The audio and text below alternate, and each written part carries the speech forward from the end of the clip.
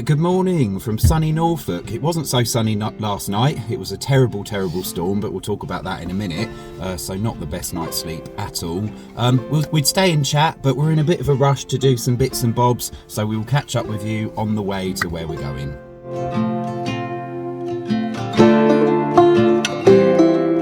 So last night was not fun at all. A massive storm hit, Storm Aisha, I believe, and the gusts of wind were just absolutely horrendous. Now, where we were in Norfolk, in fact, most of East Anglia, I think was the least worst hit out of most of the country, and yet it was still incredibly strong even there, and we were parked facing into the wind, which was a blessing, but I believe through the night the wind moved around and started hitting the side of the van, which wasn't good. So yeah, the gusts were horrendous, the van was rocking, you could hear it roaring around the roof and the outside, so that led to not the nicest or most pleasant night's sleep we've had, but today it's cleared up, the sun's shining, big skies in Norfolk, as you know, and it looks much better. The wind's still there, but it's died down quite a lot, so we got through it and it's all good. I think had that been our first experience in a van with a storm, we would have found it a lot more terrifying and thinking, oh god, the van's going to fall over, because it does happen, it can happen. But we've been through quite a few now, and nothing has been worse than the time we spent on the Outer Hebrides, which, as everybody knows, is so exposed, where we really thought we were going to just topple over, but still not pleasant nonetheless. So I hope everybody who was in a van during that storm was safe around the country, because I know some places were hit horrendously. I hope you managed to park okay. Yeah, definitely one of the things about being in a van that can leave you feeling quite vulnerable. You can move out of the way of the elements, but when the entire storm hits the entire country, there's not much you can do. So yeah, I hope everybody was safe. So today, after we do a few jobs that we need to do, we are heading to a place called Hunstanton. We've only driven through it before. It's a seaside resort, typical English seaside resort, but it'll be interesting to see what it's got. I'm not sure what we're expecting. I'm not sure we're expecting anything at all. I have no idea. But a walk along the beach would be nice now the wind's died down. So that's it. We'll catch up with you in Hunstanton, if that's how you say it.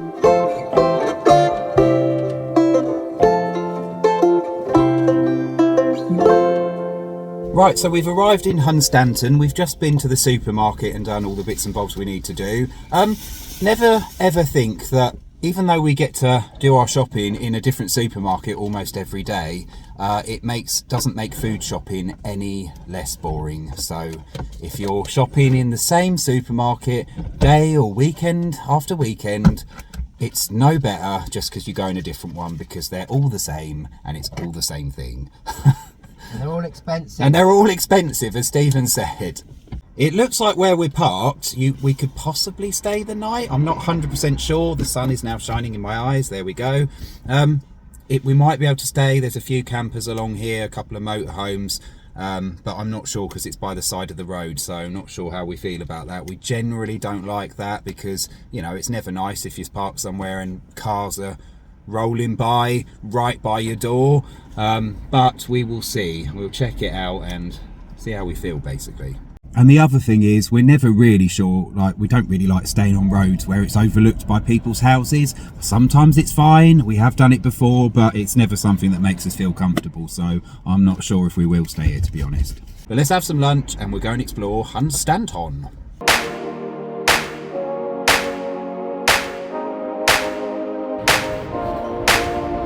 Ready, Steve? Let's go. It is insanely windy, even though what we said earlier, there's still wind coming in.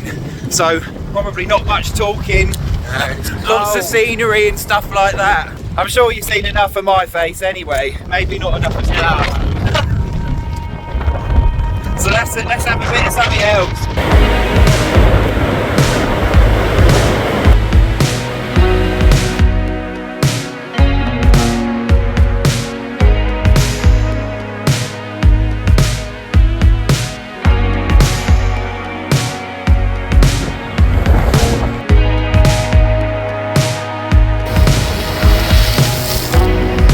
So what do we make of Hunstanton? Well, for one, it's a unique seaside town on the east side of England, simply because it actually faces west, overlooking that expanse of water known as the Wash, facing Lincolnshire.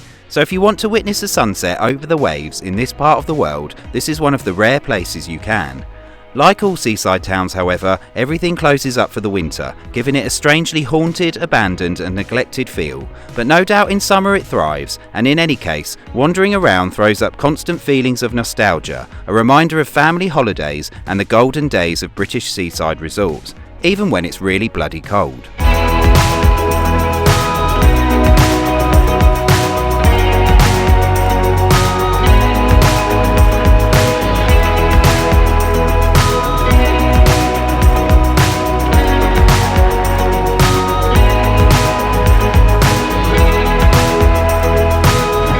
So apparently this car park here, it used to be a swimming pool that was built in the 1920s or 30s, I believe, and then there's a sign on the seafront saying without warning the council came along in 1967 and basically just filled it with concrete and turned it into a car park.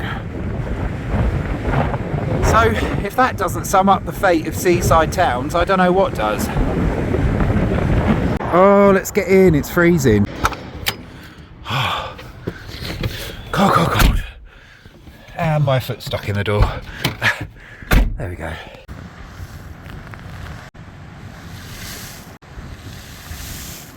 Right, Stephen's just gone to use the toilet. We've just moved the van down to the seafront proper, and I'm really hoping he comes back any second soon because this is awful. The water's coming over, but it's throwing pebbles. I don't know why the hell we stopped here. It's so stupid.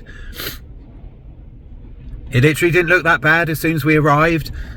And yet, as soon as Stephen's disappeared, the wind has just shot up again and the water is flying over, throwing a few pebbles as well. So hurry up, Steve, because our windscreen is depending on it. Right, Steve made it back from the toilet, then I needed to go. The van's all in one piece. I was probably just being a little bit over dramatic, to be honest, which, yeah, it's not like me at all. Where are we going now, Stevie? We're going to head towards King's Lynn in the hope that we can find somewhere. Our hopes are probably 0 minus something, but let's see. To be fair, we could stay here, but I don't really want to. No, for the reasons we said earlier. I mean, look, there's houses overlooking it and we're right by the side of the road, so we're just not sure, to be honest. Anyway, so let's head to King's Lynn so we can just be disappointed. Yes, as is tradition. As is tradition. So we've arrived in King's Lynn, we found a place to park just outside of the town, and it seems all right. Can't believe it. No disappointment to be found, Stevie. Well, don't think too Well, not yet. We've only just got here. Things can go wrong. That's the thing when you find places to park in a van. You're not always settled and you never fully 100% relaxed because you never know what might happen. But so far, so good. So we're getting the blinds up, getting set up, getting settled down before it gets dark. And we're going to have a rum. Just to warm ourselves up, you know, just for medicational purposes. Or should I say medicinal purposes? Is medicational a word? Have I just made that up? I think it is. I've just made that up, haven't I? It's medicine, yeah. Right, what do you think of Hunstanton then, Steve? I didn't mind it. I thought it was alright. I thought it was... Everything was closed, so there wasn't really a lot to do or see, and obviously it's a very cold day. But I thought it looked alright. It didn't look terrible. I didn't really want to stay there because there's nothing to see. It's because it's winter, there's nothing to do. But I don't know. I'd go back there in the summer. I didn't think it was too bad. I didn't mind it. So weirdly enough, I think Stephen actually probably preferred Hunstanton to me. I was the one who was a bit more disappointed, which feels like a bit of a shocker because it's normally me trying to bring something up after Stephen has partially slagged it off. But in this case, I wasn't feeling it. I don't know what it is. I mean, it was all right. You know, it's not a bad place. But I don't know, it just didn't really grab me. I didn't think the beach was all that. There's a lovely bit at the end with the cliffs. But because the tide was in and the storm was there, it was just passing through. We couldn't really get onto the beach and see that part. Yeah, you know, it's all right. But I wouldn't rave about it and I wouldn't be in a rush to go back. the thing about these seaside towns, and this isn't knocking anything, you know, we're not here to sort of knock places and sort of bring them down or anything like that. It's not that. It's typical of all seaside towns in winter, as Stephen was saying. There's just something a little bit depressing about them, isn't there? When you go in the middle of January and it's freezing and it's cold, and you find that most of the things there are completely shut up. And I get it, you know, I get it. And again, it's not slagging a place off, we're not doing that.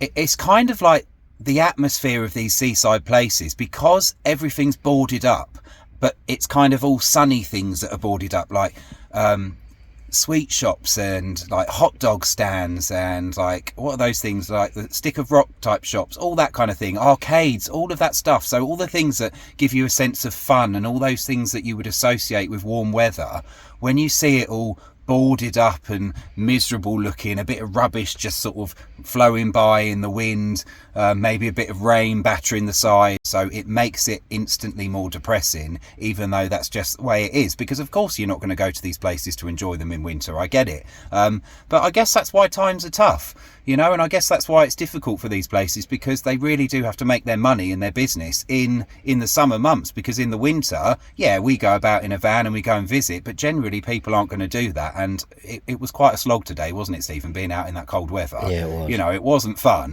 On the flip side, some of these places do tend to, it does show that how so many seaside towns have gone on a downward spiral, and showing that swimming pool that it used to be, and then suddenly the council without warning just turned it into a car park. I mean, doesn't that sum everything up? It sums absolutely everything up.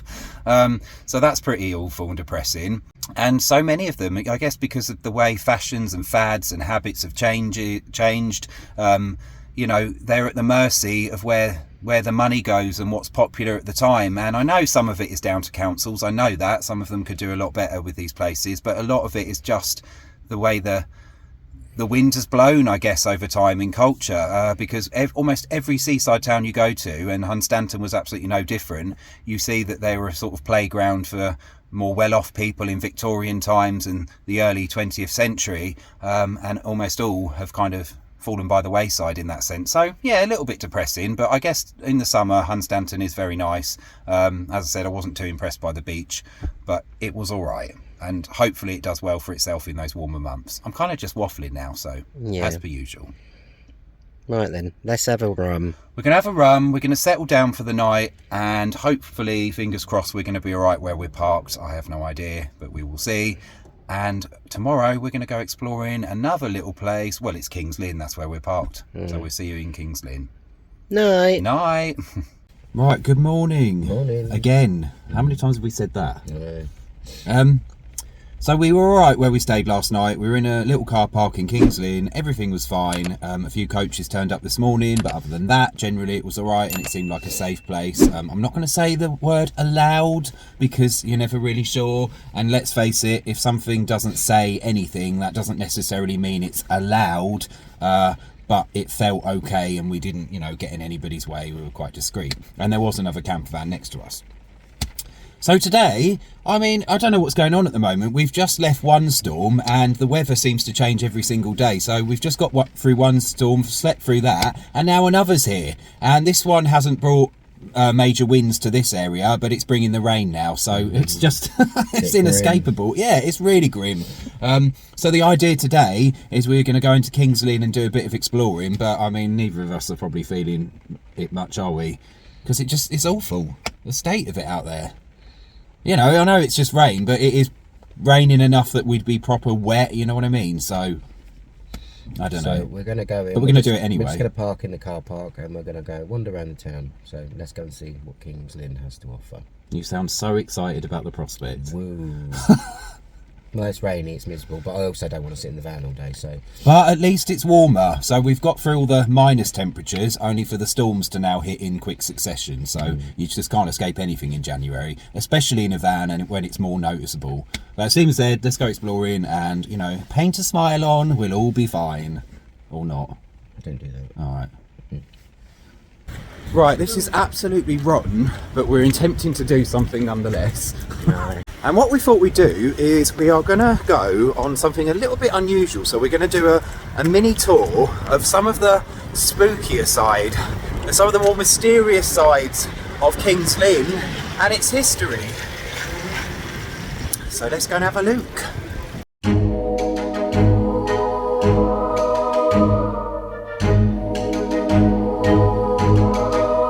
So this very cute cottage behind us, it's in the grounds of St Nicholas's Chapel, and it's known as the Exorcist House. The reason being because exorcisms used to take place here in the Middle Ages. I think the last one took place in the late Middle Ages for a lady who was accused of witchcraft, because of course she was, because they all were seemingly back then. And now it's a private cottage. And also there is a rumour that there is a tunnel under this cottage that the Witchfinder General Matthew Hopkins used to travel to another house in Lynn, I believe. So yeah, that's the first little stop on our spooky tour. Creepy house.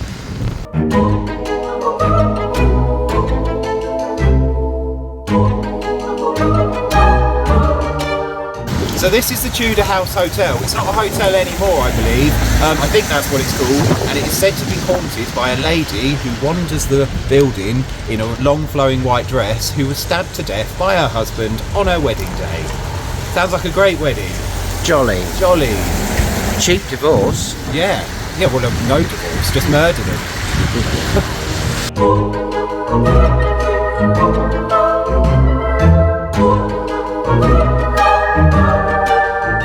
Right, so this one's really interesting, I think, and I don't think you'd ever know it, because it's only because we looked it up online, and I'm not sure how many local people even know it. But the building behind us over there, somewhere in that general direction, if I'm pointing right, one of those buildings, it has a little symbol of a heart carved into above one of the windows into the brickwork with a diamond around it. And that heart is there to mark the death of a lady called Margaret Reed in 1590, who of course was tried and executed for witchcraft.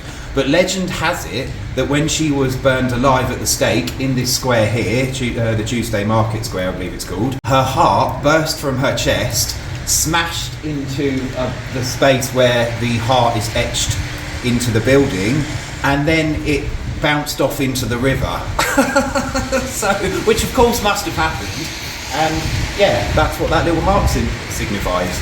Weird. Very strange. Creepy. Very odd, and not particularly, you wouldn't notice it, there's no notice boards or anything, and it was so difficult to see the heart in the building. It's only because we looked it up online, so there you go, little spooky fact.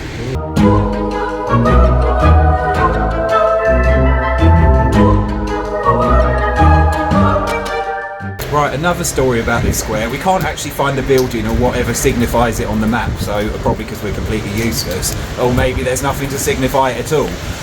But basically, another story about this place, a lady called Mother Gabley, she was the first person to be tried under the Witchcraft and Enchantments Act in 1563, I believe, in the early reign of Elizabeth I.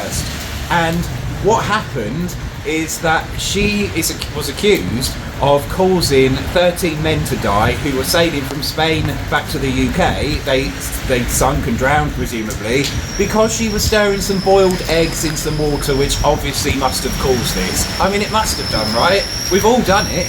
Of course. Of course we have.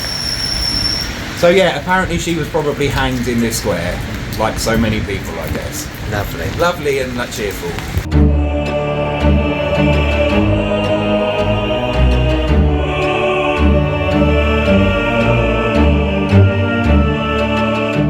And one last little story, the quay at King's Lynn has always been an important part of its history, and there's quite a few ghost related stories surrounding the area. We're actually filming it here because you couldn't hear us earlier because of the wind and rain. So we've moved into this little alleyway. But one ghost story in particular is of a lady who can be seen loitering in the area and heard screaming and then throwing herself overside because she killed herself in the quay the day after she got married. A relatable story for us all. Yes.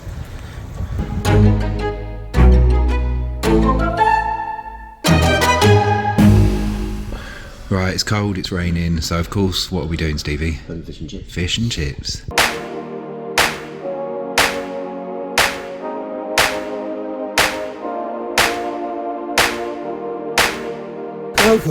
Cold. And that was a whistle-stop tour of King's Lynn. Of King's Lynn. I don't know what you saw of it. Yeah. But there we go. Yeah. It'll be what it'll be. Aye. Oh, right. Before we go, what's the verdict on the fish and chips? What's the Stevie review then? I quite liked it. I did quite like it. Was it the best fish and chips in the world? No, but I don't think anything ever is.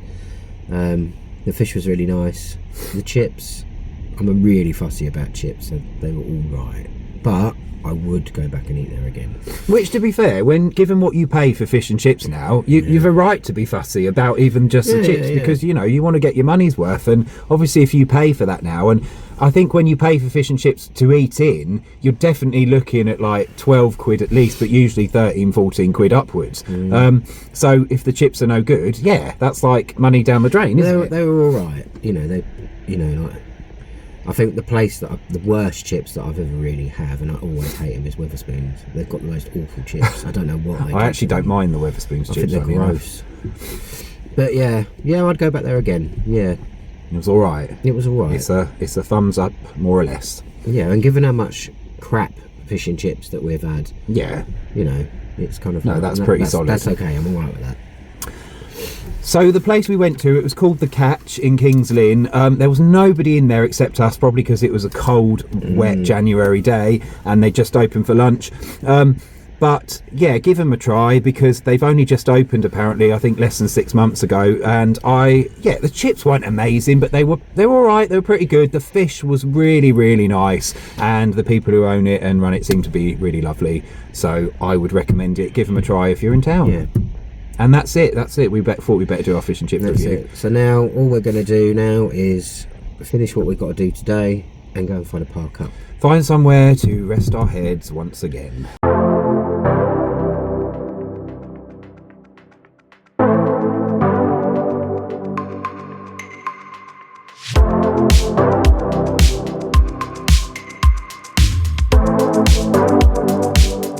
Right, so we settled down for the evening. We finally found a park up. I think we've said before that Norfolk is quite difficult for finding park ups for your van, but you kind of don't mind in some ways, because it's such a lovely area to visit that it's worth the effort, really. But yeah, it can be tricky. However, we did find a place, and it was a place we stayed in 2 years ago actually, so we're very, very grateful that it's still here, and that's where we are tonight. And if you're wondering, by the way, because we never actually said what the cost of our fish and chips was, because everybody loves to know the price of things, right? For 2 regular cod, 1 regular chips and a small chips with some mushy peas and a curry sauce which we shared between us, and a pot of tea between us, it was just over £31. So yeah, it's no longer like this affordable treat that it might once have been, if it ever was. I don't know, it feels like it once was. I can't even remember now. But we do enjoy it. It is just a treat every now and again, and obviously when you go into places to eat, they do tend to whack on a couple of extra quid. So yeah, not knocking it, it is what it is. It just means it's something we enjoy doing, but we just do it a bit less often these days because of that, and I suspect we're not the only ones. So yeah, still lovely fish and chips, still would recommend it. But what do you guys think? Do you think that's expensive, or do you think that's pretty standard these days, or is standard the new expensive? Which is it? If you know anywhere that's sort of a lot cheaper than that to eat in with your fish and chips that's worth trying, let us know, because we'd love to try it. We love our fish and chips, and if we're ever heading in that direction, we'll give it a go. But generally on our travels we tend to find that they're all around that sort of price.